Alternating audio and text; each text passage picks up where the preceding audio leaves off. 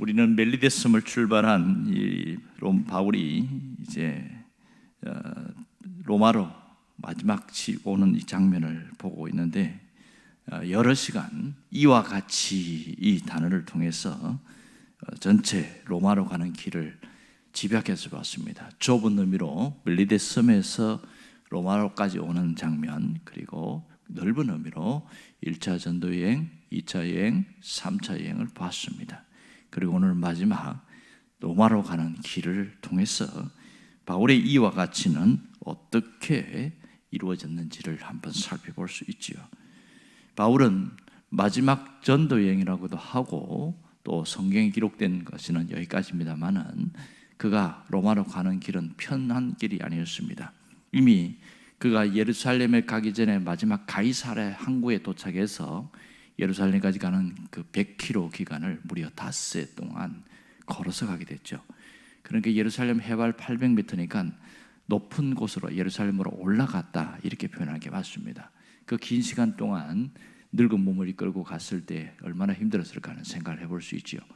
거기서 이제 예루살렘 교회의 가장 리더였던 야고보에게 그리고 몇몇 사람들을 앉혀놓고 3차 전도 여행에 대한 보고를 합니다.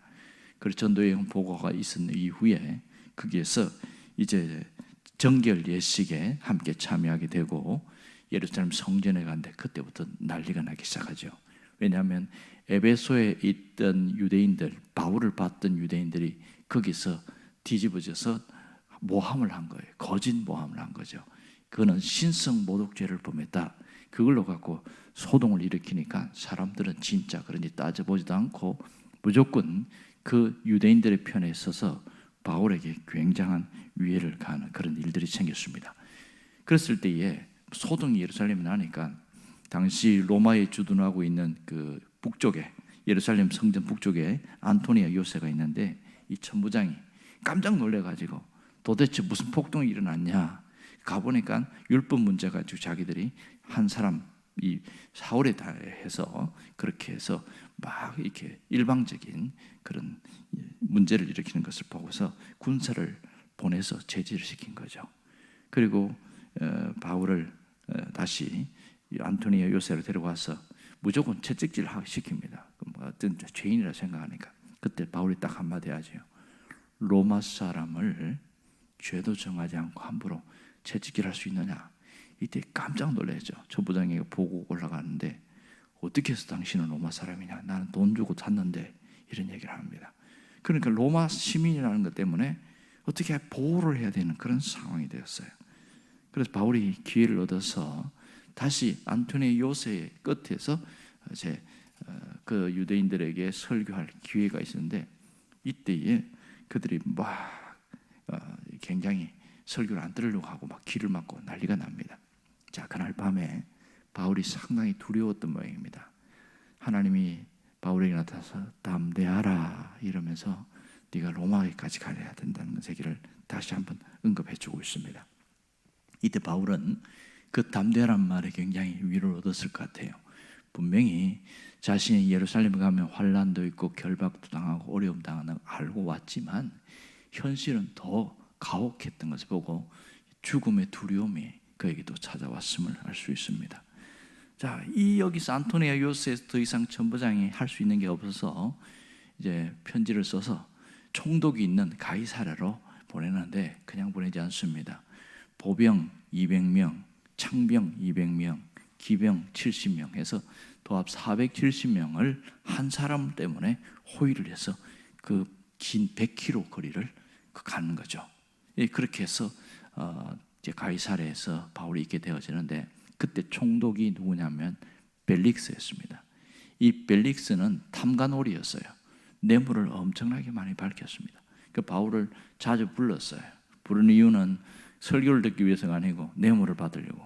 뇌물을 안 주니까 이 벨릭스가 화가 나가지고 그 가이사랴에 가면 가택연금처럼 그 요만큼에서 못 나오게 해서 처박아왔는데 2년 동안이나 그다가 그렇게 구류를 시켜버린 거죠. 자, 이렇게 탐관오리였던 벨릭스는 결국 로마에서 그의 만행이 드러나서 총독 자리에서 물러나게 되어집니다. 새로 온 총독이 누구냐면 베스도였습니다. 베스도는 정직하고 어려운 사람이었어요. 하지만 그에도 정치인이었기 때문에 아마도 유대인들의 편에 서서 생각을 했던 것 같아요. 그래서 바울에게 지금 미결수 있으니까 당신이 그때 있는 사내들인 공회원들의 요구로 들어주고 해서 예루살렘에 가서 재판 받겠냐 이렇게 묻는 거예요. 자, 왜 이런 얘기가 나오냐면 그 당시에 있는 사내들인에 있는 제사장들이나 이런 사람들이 바울을 예루살렘에서 재판하게 해주세요 이렇게 이야기했거든요. 그 이유는 가이사랴에서 예루살렘에 오는 동안에 자객을 보내서 중간에서 바울을 죽여버릴 계획을 세웠던 거예요. 그것이 나중에 보고가 들어가는 겁니다. 그 바울이 그 2년 동안 구류되어 있으면서 하염없이 그냥 허송세월처럼 보냈죠. 그때 내가 예루살렘에서 재판받으면 안 되고 가이사에게 항소를 해야겠다. 그래서 거기서 나는 예루살렘에 재판 안 받겠습니다. 나를 가이사에게 재판받게 해주세요. 로마의 황제에게 상소를 한 거죠. 그랬더니 이 총독이 어떻게 할 수가 없는 거예요. 그래서 바울을 호위해서 로마까지 보내야 되는 상황이었습니다. 그 해가 베스도 총독이 왔을 때 이제 보낼 때가 가을 AD 68년인가요? 몇 년인가요? 가을에 이제 한 달만 하면 도착하니까 배 타고 그래서 가이사랴에서 아드라무테노 무역선 연안 무역선을 타고 가는 겁니다. 이 무역선은 각 구석구석 항구마다 다니면서 가는데 그 기항지가 어디냐면 무라였습니다. 거기서 다시 배를 타고 가는데 이 가이사랴부터 배를 타고 가는데 바람이 북서풍이 얼마나 강하게 부는지 그 무라까지 가는 동안에 계속 밀려서 바울의 고향인 그 섬 있잖아요. 구브로 섬 거기까지 배가 밀려 내려가는 겁니다. 근데 바울이 구브로 섬을 지나갔다는 성경의 표현이 나오는데 구브로 섬은 첫 번째 전도 여행의 시작점이었고 그러면서 소아시아 전체를 볼 수 있는 그런 점이었죠. 그래서 1차, 2차 전도 여행의 모두를 다시 한번 회상할 수 있는 그런 기회를 줬어요. 그리고 가까스로 무라항에 도착해서 그것은 이제 큰 여객선이면서 화물선인 알렉산드리아 배를 탑니다. 알렉산드리아 배는 이집트에서 출발해서 왔기 때문에 그렇게 표현하고 있죠. 그 배를 타고 이제 로마로 가는데 그냥 아무 문제 없으면 한 20 며칠만 있으면 도착하는 거죠. 그런데 배를 타자마자 역시 바람이 강하게 불어서 겨우겨우 밀려서 또 내려갑니다. 그래서 그렇게 밀려 내려가가지고 그는 가까스로 이제 무슨 베닉스 향인가요? 그게 미항이라는 그 작은 그 섬에 있는 그게에서 있는데 여기서 이제 겨울이 곧 다가오기 바로 직전이었죠. 근데 선주와 선원들이 뭐라고 그러냐면 우리가 미항에서 2달을 보내는 건 너무 힘듭니다. 이 항구 자체가 너무 좁기 때문에 그래서 65km만 가면 저기 밑에 베닉스 항이 있으니까 거기까지만 갑시다. 하루만 갈 수 있습니다. 그러니까 바울은 가면 안 된다고 얘기했거든요. 가면 위험할 수 있다. 근데 뭐 제수의 얘기를 듣습니까? 그러니까 선운과 선장의 말을 들었던 백부장 율리오가 허락을 해서 출발했어요. 출발한 지 몇 시간도 안 되어서 이 유라굴로라는 강력한 허리케인 태풍이 바다에서 일어나서 정신을 못 차릴 정도로 배가 뒤에 엉켜서 막 요리조리 그렇게 흔들리는 겁니다. 그래서 그들이 이 배가 이거 어떻게 잡을 수가 없는 거예요. 그러니까 짐을 가볍게 하기 위해서 기구도 버리고 또 이래도 안 되니까 자기들이 그동안 돈 팔면 다 돈이잖아요. 그런 짐들조차도 다 버려야 되는 상황까지 돼요. 그래도 하늘이 캄캄하고 별도 안 보이고 낮인지 밤인지도 모르고 그런 날이 무려 긴 시간 동안 14일 동안 계속됐죠. 다 죽었다고 생각하는 그때에 하나님이 바울에게 나타나서 또 다시 한번 이야기합니다. 천사를 통해서 담대하라, 두려워하지 말라 이렇게 하면서 네가 가이사 앞에 서야겠고 이 배의 사람들을 너에게 붙였다 이런 얘기를 하잖아요. 그때 확신을 얻습니다. 안 죽는구나. 하나님께서 살려주시는구나. 그 믿음을 가지고 사람들에게 외치기 시작합니다. 제수의 몸이었지만 이때부터는 바울이 그 배의 리더가자가 되었습니다. 결국은 바울의 말대로 이 배가 계속 엮여가지고 어디 멜리데 섬까지 가게 되죠. 기가 막힌 것은 그 지중해 바다에 멜리데 섬은 거기 갈 수 있는 확률이 0.1%도 안 됩니다. 그런데 하나님이 그 길로 보내신 거예요. 멜리데에서 로마에 가는 거기에 섬까지는 무려 100km밖에 안 되니까 금방 가거든요.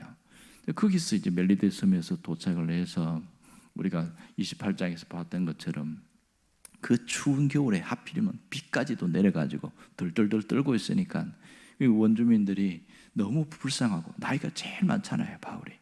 그러니까 이들 분을 위해서 불을 지펴져가고 모닥불을 피워놓고 요즘 몸을 좀 데피세요. 그렇게 하고 있는데 바울이 모닥불이 이제 점점 꺼져가니까 주변에 있는 장작을 가져와가지고 그다 집어넣네. 이게 화근이 된 거예요. 그 장작 안에 독사가 들어있었던 거죠. 독사가 갑자기 툭 튀어올라가지고 바울의 손을 물어버렸는데 안 떨어지는 겁니다. 그 사람들이 무슨 생각하냐면 바다에서는 건진받았는데 이 독사가 그를 이제 잘못 나쁜 사람으로 알고 응징을 한다, 심판을 한다 이렇게 생각했어요.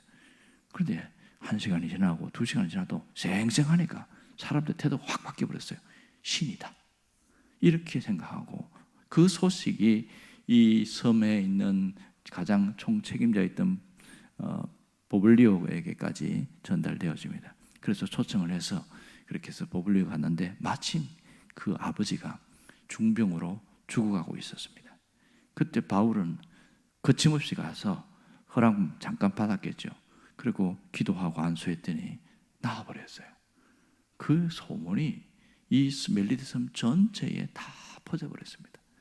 그랬을 때에 이 간이 천막소를 이렇게 준비해놓고 안수해서 나을 사람 낳고 또 이 의사 누가가 또 의사니까 또 진찰해서 약을 처방할 것 처방하고 이렇게 하면서 보내는데 무려 석 달을 거기서 보내게 됩니다. 그리고 나서 다시 배를 타고 이제 로마로 올라가게 된 상황을 우리가 알고 있죠. 이 로마까지 가는 게 얼마나 어려운 과정인지는 잘 알고 있습니다.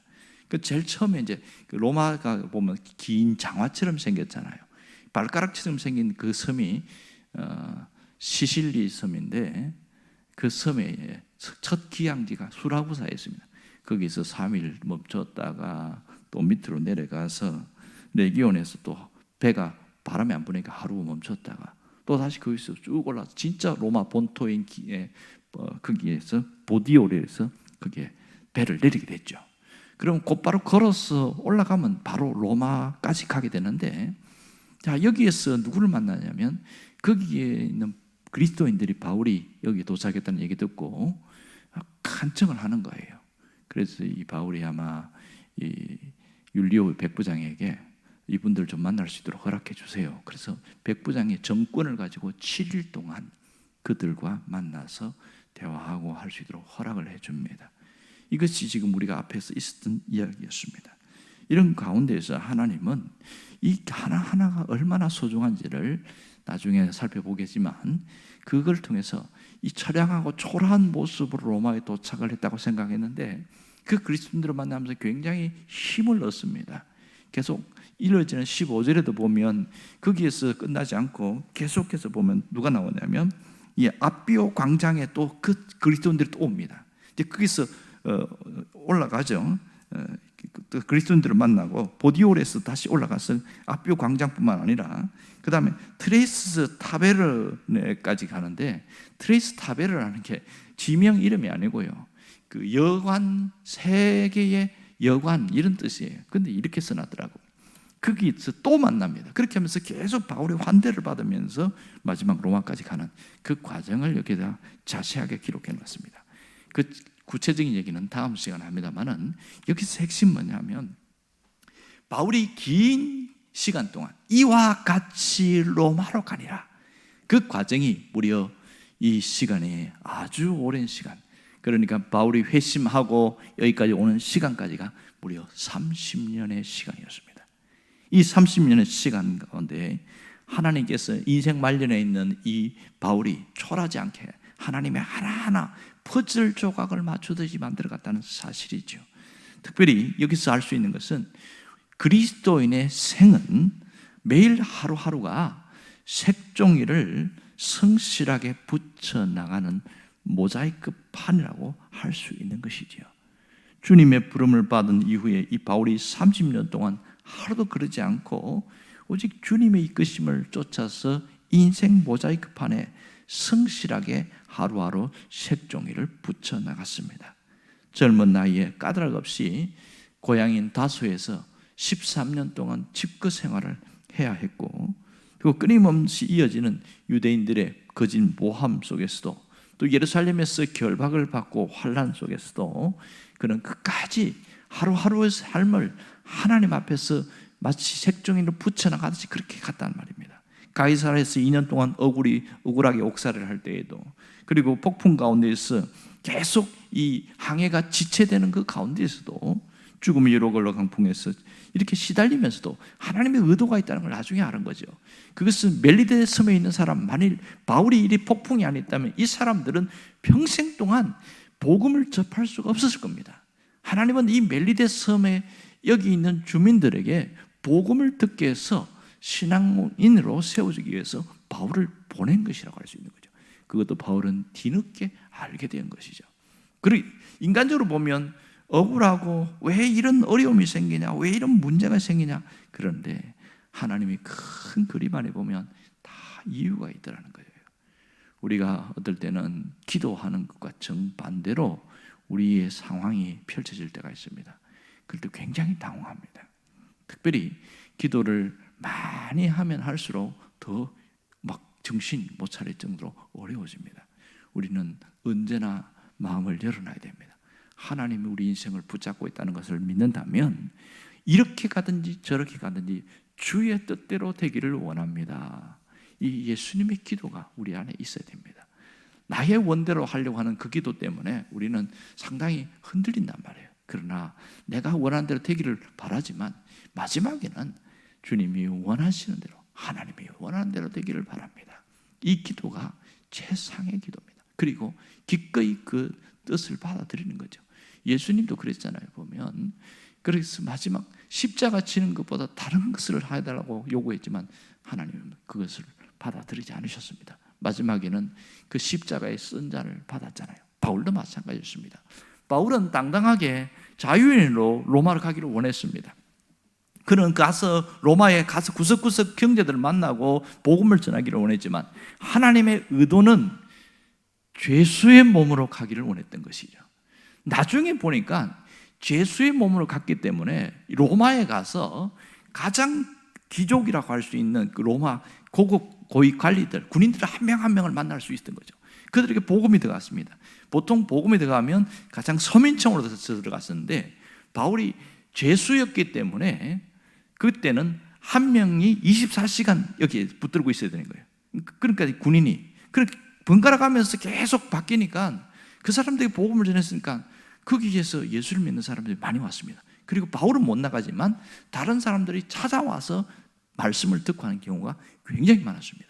그래서 자신이 직접 나가서 전한 것보다 갇혀 있으면서 전했을 때 훨씬 파급력이 커졌고 급기야 나중에 이 로마 전역에 복음이 삽시간에 물들기 시작했습니다. 오죽하면 그런 심각한 탄압 속에서도 예수를 믿는 사람이 많아서 지하로 들어가는 카타콤에서 숨어서 그렇게 예수를 믿는 사람들이 생겼는지 알 수 있습니다. 결국은 콘스탄티누스 황제 때에 국교로 공인될 만큼 강력한 파급력은 바울 한 사람의 영향력이 굉장히 컸음을 알 수 있습니다. 그는 30년은 긴 시간 동안 인생의 모자이크 판에서 매일매일이라는 그 매일의 색종이를 붙여나갔기 때문에 하나님이 이러한 일을 하신 겁니다. 정말 중요한 것은 우리의 결단입니다. 오늘 바로 이 순간 우리는 주님의 말씀을 쫓아서 사는 삶을 색종이 붙이듯이 그렇게 해야 한다는 것이죠. 그럴 때에 우리 인생 모자이크 판에 주님이 우리를 통하여 놀라운 일을 하실 거라는 겁니다. 결국은 하나님이 그 하나씩 하나 붙이는 그 인생 모자이크 판을 하나님이 완성시킨다는 겁니다. 지금 내가 결단할 것은 오늘로 주님의 말씀을 붙들고 하루를 살겠습니다. 이 결단이 얼마나 중요한지 모릅니다. 그럴 때 바울에게 신묘막적한 은혜의 지도를 하나님이 그려나가셨고, 불가사의한 섭리의 지도로 아버지의 뜻을 이루는 사명의 지도를 붙여나갔던 것처럼 우리에게도 동일하게 하나님이 하실 거라는 거죠. 여러분, 인생 모자이크 판에 하나씩 하나씩 우리는 붙여나가고 있습니다. 그때에 무엇을 붙일 것인가는 나의 선택과 결정에 있습니다. 오직 주님의 말씀을 쫓아 매일매일 하루라는 이 색종이를 붙여나갈 수 있게